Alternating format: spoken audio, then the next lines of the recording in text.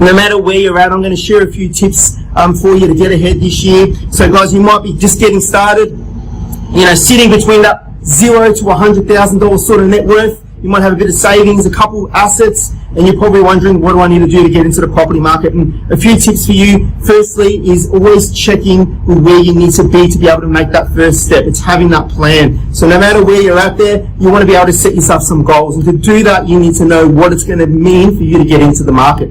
So a few things is, how do I access finance right now? What do I need in the deposit in savings? How am I going to come up with a plan to be able to get that money put aside?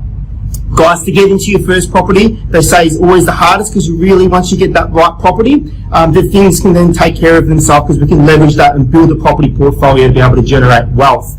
Guys, a big tip, if you are in that position, is sacrifice, sacrifice, sacrifice. Me getting into my first property, I really sacrificed. I worked several jobs, 18-hour days, and it meant a lot for me to be able to get ahead and get into that.